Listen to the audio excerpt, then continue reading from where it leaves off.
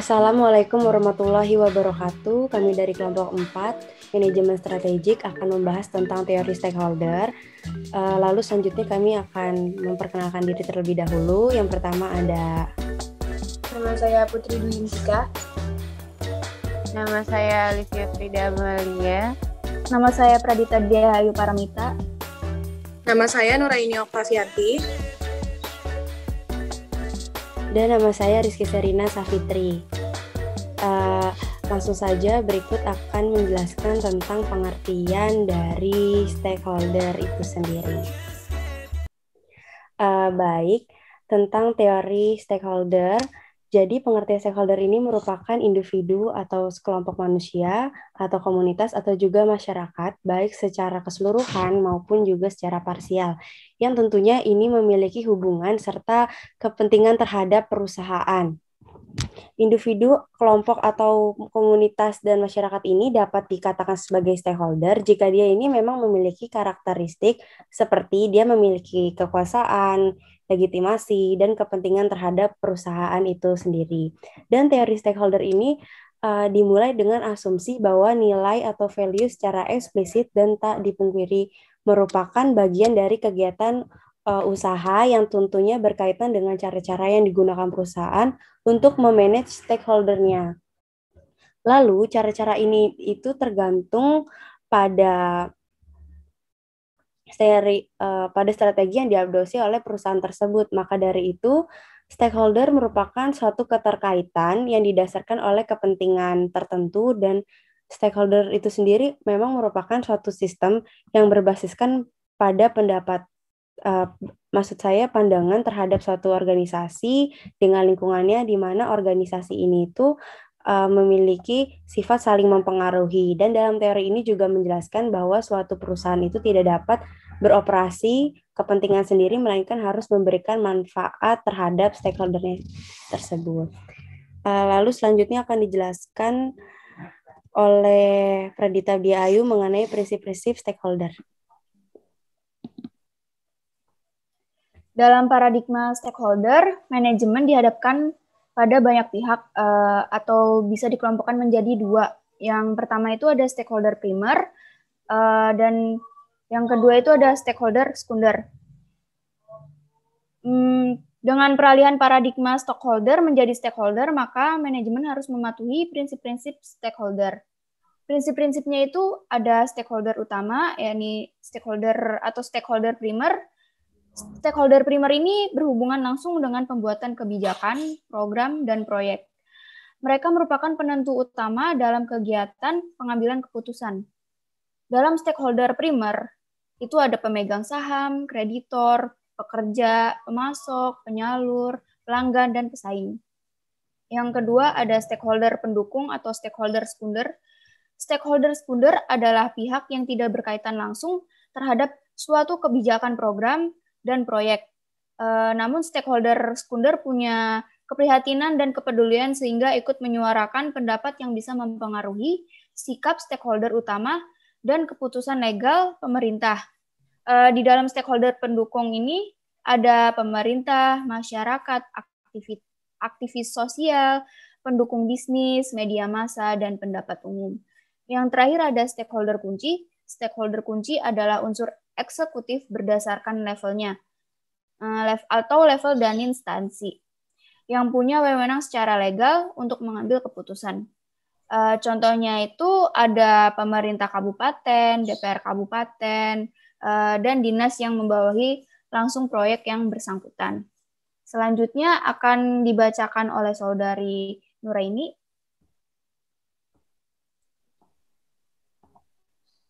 Oke, selanjutnya kita akan membahas mengenai stakeholder internal. Next slide. Ya, jadi di stakeholder internal ini terbagi menjadi dua, yaitu stakeholder pada sektor publik dan stakeholder pada sektor swasta. Stakeholder internal pada sektor publik antara lain ada lembaga negara, contohnya kabinet, MPR, DPR, dan sebagainya. Nah, lembaga negara di sini adalah lembaga pemerintahan atau civilized organization, kelompok politik, yaitu berupa partai politik, manajer publik, yaitu berupa gubernur BUMN, BUMD, serta pegawai negeri. Nah, untuk stakeholder pada sektor swasta sendiri, gunanya adalah untuk mempermudah dan dikendalikan. Biasanya lebih diserahkan kepada bagian kepegawaian atau dirangkap langsung oleh eksekutif puncak. Unsur-unsur stakeholder internal adalah sebagai berikut. Ada pemegang saham, manajer, top eksekutif, karyawan, serta keluarga karyawan. Baik, di sini saya Dinda Septiari ini akan menjelaskan materi tentang connecting stakeholder.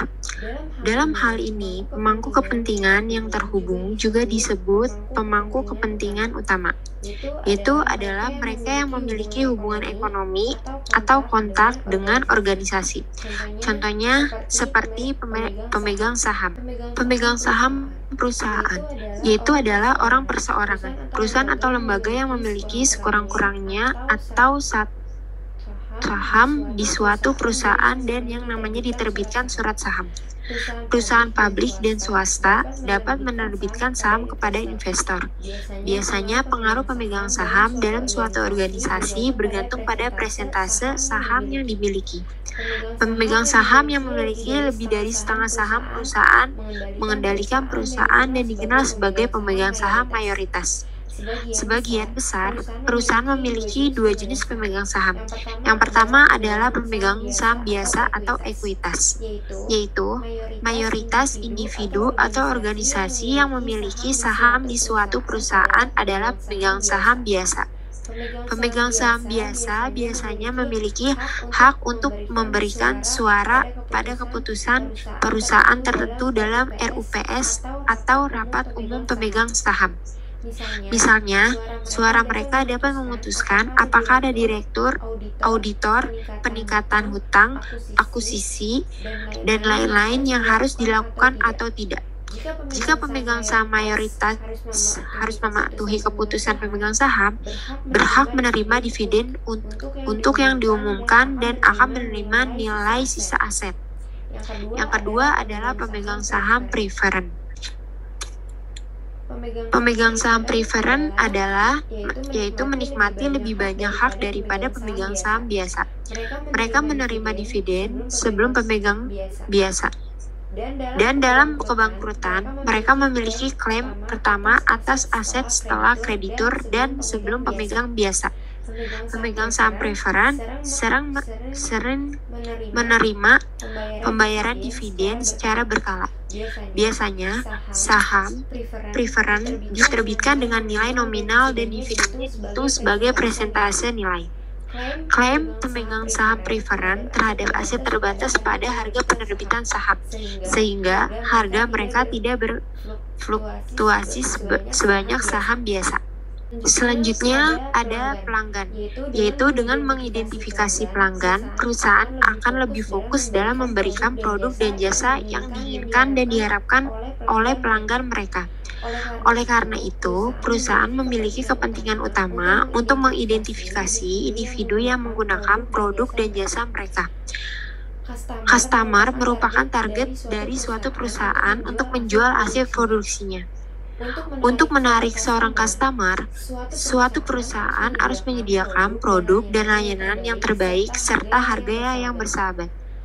Lalu yang kedua ada distributor. Proses distributor dapat dipahami dengan membeli produk kepada produsen, kemudian menjual lagi dengan pengecer atau ke konsumen langsung. Mereka biasanya membeli produk dengan jumlah yang sangat besar dari produsen. Distributor adalah penghubung pertama antara produsen dan konsumen. Untuk memperoleh keuntungan, maka distributor mengambil dari harga penjualan kepada konsumen dan potongan harga dari produsen. Lalu dengan ini sehingga pelanggan dan konsumen tertarik pada nilai untuk uang, iklan etis, dan pelindung konsumen. Seorang pelanggan bisa jadi adalah suatu institusi atau lembaga seperti rumah sakit atau lembaga pemerintah. Ini yang memungkinkan perusahaan lain seperti distributor atau produsen dan bisa jadi itu adalah konsumen pribadi. Baik, sekian Materi dari saya selanjutnya akan dijelaskan oleh Alivia Frida. Selanjutnya, dalam connected stakeholder, terdapat investor institusional. Investor institusional sendiri adalah nama umum yang diberikan kepada institusi atau perusahaan yang membuat investasi pada saham dan sekuritas lainnya sebagai prinsip, tetapi mengumpulkan dana untuk investasi dari individu dan firma lainnya. Ada 4 tipe utama investor institusional. Yang pertama yakni dana pensiun. Dana pensiun ini diinvestasikan atas nama anggota dana pensiun untuk menyediakan anggota dengan pensiun. Yang kedua, perusahaan asuransi. Ini beroperasi atas nama pemegang kebijakan kehidupan dan pemberkahan. Yang ketiga, perusahaan investasi kepercayaan. Ini adalah perusahaan kewajiban terbatas yang berinvestasi di saham properti dan lain-lain atas nama pemegang saham mereka sendiri. Yang keempat, kepercayaan unit.